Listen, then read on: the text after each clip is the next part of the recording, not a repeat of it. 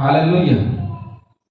Good morning. सुबह के समय आप सभी का हम स्वागत करते हैं। एक बार फिर से आज के हम क्लास में आगे बढ़ेंगे और पढ़ते हुए शब्द के दिन अर्थात विश्राम के दिन को एक बार फिर से देखेंगे। हमारी जो क्लास है इसको विषय में हो चुकी है, लेकिन कुछ बातें हैं जो इसमें जोड़ी गई है। इस वक्त हमने इसको आज्ञा के रूप में देखा था 10 आज्ञाओं में, और अब हम एक बार फिर से इसको देख रहे हैं बड़े स्पष्टीकरण के रूप में। जो मूसा को उसने आज्ञा दी, उसको चैनल को लाइक करें, सब्सक्राइब करें, शेयर करें और बहुत से लोगों तक इसको पहुंचाएं।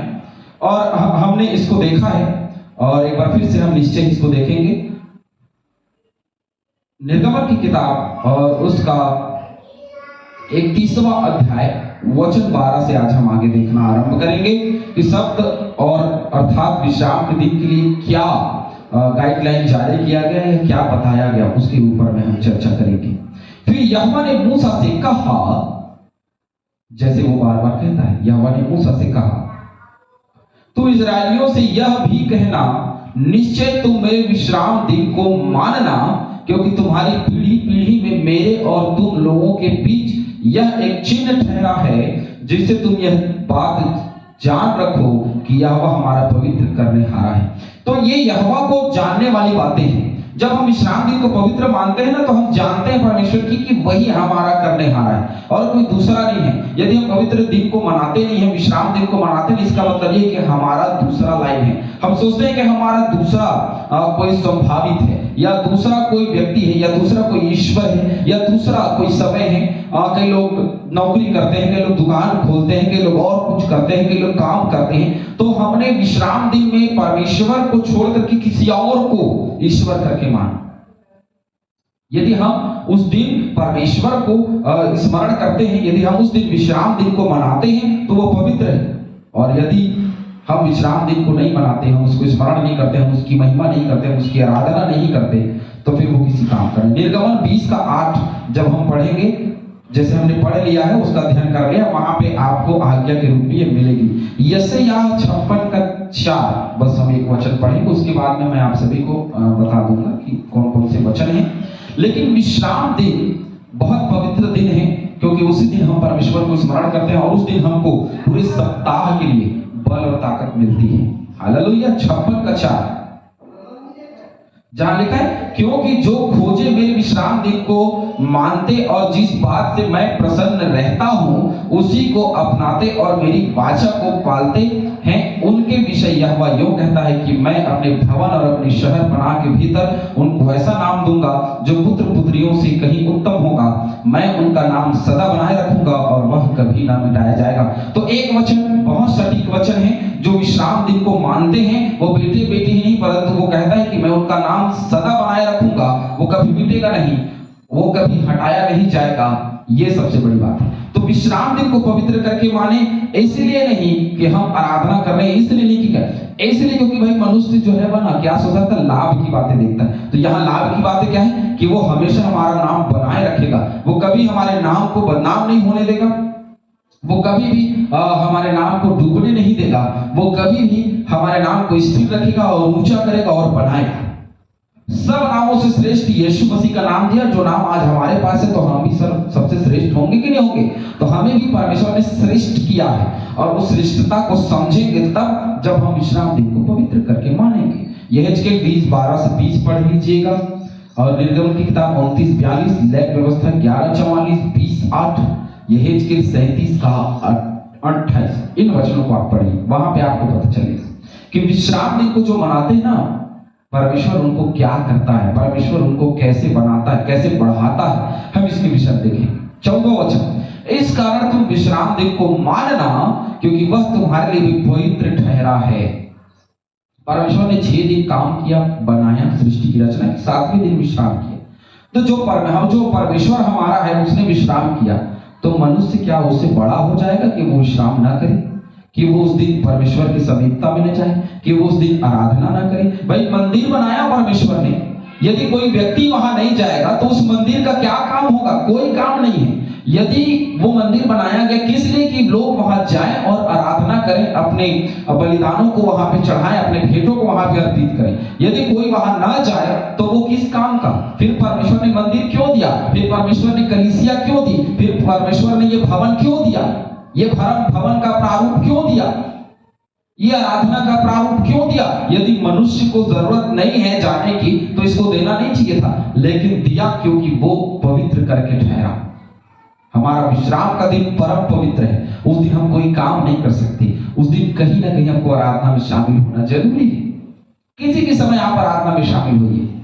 यदि हमारा चर्च किसी समय पे लगा है तो उस समय पे, यदि कहीं और चर्च है तो वहां भी आप जाकर के आराधना अटेंड कर सकते हैं। करिए, क्योंकि वह हमारे लिए एक पवित्र दिन है। लेकिन इजरायलियों के नियम के अनुसार वह अपने पूर्वजों के मंदिर में जाया करते थे और वहीं से जुड़ा करते थे। तो आज हमें भी जरूरत है कि हम भी वहां जाएं और पवित्र दिन को माने, विश्राम करें और उसकी महिमा और स्तुति करें। जो उसको अपवित्र करे, क्योंकि अभी तक तो हमने पवित्रता की बात की, अब जो अपवित्र करे, क्योंकि जो उसको अपवित्र करेगा वह निश्चय मार डाला जाए। अब लीजिए, क्या किया जाएगा? जो यदि उसको अपवित्र कर देता है उसको मार डाला जाए। और सचमुच में जो उसको अपवित्र करता है ना, वो मरा हुआ ही होता है। जो आराधना में नहीं आते ना, वो मरे हुए ही होते हैं। आप सोचिए, कई लोग हैं जो कलीसिया में, छोटी हो कभी बड़ी हो, कई लोग तिहारी लाल होते हैं। तिहारी लाल मैं उनको बोलता हूं जो लोग केवल त्योहार में नजर आते हैं, है ना? तो कुछ लोग हैं जो त्योहार में नजर आते हैं और त्योहार में रहते हैं। अब भैया वो त्योहार में सिर्फ आ रहे हैं तो क्या है? वो सिर्फ आ रहे कि हम एक क्रिसमस मना रहे नहीं, वो इसलिए आ रहे क्योंकि समाज से जुड़ा हुआ रहना। बहुत स्वाभाविक सी बात। और वे लोग को बोला जाए कि ये जिंदा है, नहीं, ये मरे हुए लोग हैं।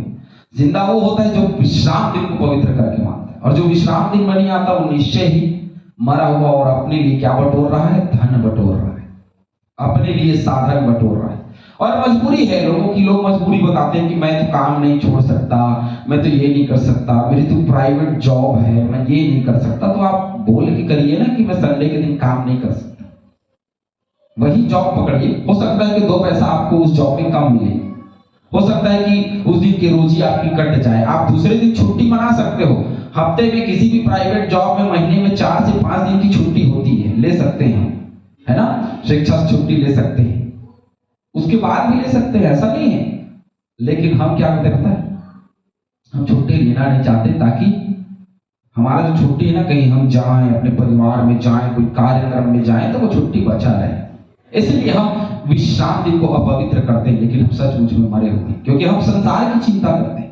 जो संसार की चिंता करता है वो मरा हुआ है, लेकिन जो आत्मिक चिंता करता है वही जिंदा। हालेलुया। जो कोई उस दिन में कुछ काम काज करे, वह प्राणी अपने लोगों के बीच से नष्ट किया जाएगा। अब यहाँ पे काम काज करने के लिए मना किया गया कि कोई काम काज नहीं करना। लेकिन यीशु मसीह ने इसके प्रारूप को थोड़ा सा बदल दिया, और इसके प्रारूप को बदल करके उसने कहा कि भाई यदि मेरा गिर जाए तो मैं कुएं से निकालूंगा ना। कोई बहुत अर्जेंट काम है, कोई हमारे घर में किसी की मृत्यु हो गई, अब उस दशा में हम विश्राम दिन में तो नहीं जा सकते, या आराधना में नहीं जा सकते, है ना? तो उस दशा में हम रुक सकते हैं, अपने घर में स्टे हो सकते हैं, अपने घरों में खाना बना करके लोगों को खिला सकते हैं। बहुत स्वाभाविक सी बात है। और इसके लिए आप ये बोलेंगे कि नहीं, मैं तो भाई मेरा काम है, मैं तो वो काम नहीं छोड़ सकता। हम काम छोड़ सकते हैं, कई काम है जो हम छोड़ सकते हैं। जैसे मेरी जॉब है, मैं उस जॉब को एक दिन छोड़ सकता हूँ, परमेश्वर के आराधनालय में जा सकता हूँ, उस दिन को विश्राम कर सकता हूँ। लेकिन कई लोग करना नहीं चाहते। अच्छा, संडे, कई लोग सरकारी नौकरी वाले हैं तो संडे छुट्टी रहती, तो सरकारी नौकरी वाले जो है वो उस दिन काम बना के रखते हैं कि भाई हम तो 6 दिन लगातार काम कर रहे बाबा, और 7वां दिन जो है वो हम विश्राम तो करेंगे, लेकिन हमारे घर के बहुत सारे काम है, इसलिए हम आराधनालय नहीं जा सकते, इसलिए अपवित्र करते हैं।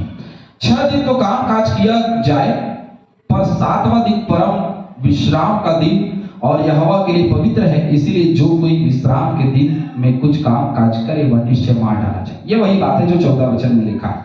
लेकिन यहाँ पे जो बात है वो ये कि भाई परम पवित्र दिन, विश्राम के दिन को बनाया गया है, और उस दिन यदि हम काम करें तो निश्चय हम मार डाले जाएंगे।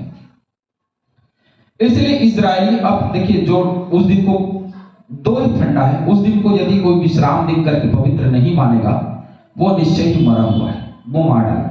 और जो उसको मनाता है वो आत्मा में जीवित है, दो ही बातें। यदि कोई विश्राम दिन को पवित्र नहीं मानता, परमेश्वर उसकी नहीं सुनेगा, क्योंकि मरे हुए की कोई सुनता नहीं। भाई मुर्दे कभी बोलते नहीं, और भाई मुर्दे कोई कभी बोलते नहीं, और उसकी अकड़ अंदर रहती है, वो कोई सुनता नहीं। हालेलुया। इसलिए जब हम जीवित हैं तो जीवित की तरह विश्राम दिन को पवित्र करने के लिए, पवित्र मानने के लिए हम आराधनालय में और पवित्र करके माने। इसलिए इस्राएली विश्राम दिन को माना करें, वह पीढ़ी पीढ़ी में उसको सदा की वाचा का विषय जानकर माना करें। और ये नहीं कि काम चलो सरकार, नहीं, ये एक वाचा है जो हमने परमेश्वर से और परमेश्वर ने हमसे बांधी है कि विश्राम दिन को पवित्र करके मानना है। वह मेरे और इस्राएलियों के बीच सदा एक चिन्ह रहेगा।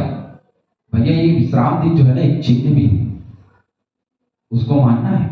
क्योंकि 6 दिन में यहोवा ने आकाश और पृथ्वी को बनाया और 7वें दिन विश्राम करके अपना जी ठंडा किया। मतलब मैंने पहले आपको बताया कि परमेश्वर ने ऐसा किया।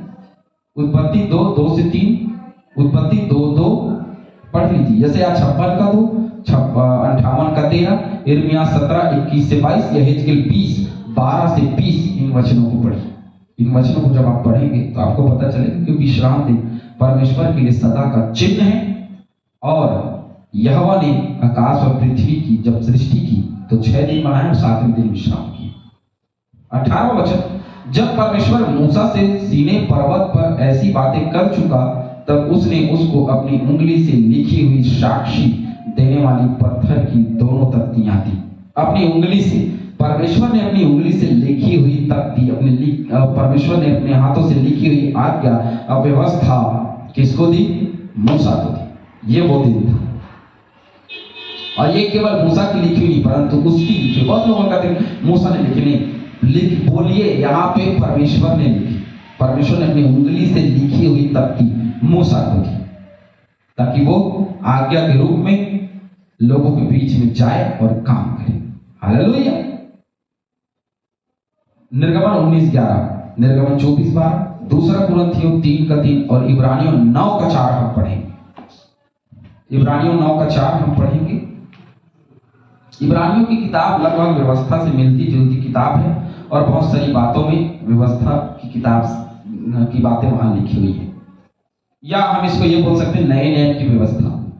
9:4, उसमें सोने की धूपदानी और चारों ओर सोने से मढ़ा हुआ वाचा का संदूक, और इसमें मन्ना से भरा हुआ सोने का वर्तमान, और हारून की छड़ी जिसमें फूल फल आ गए थे, और वाचा की पट्टियां थी।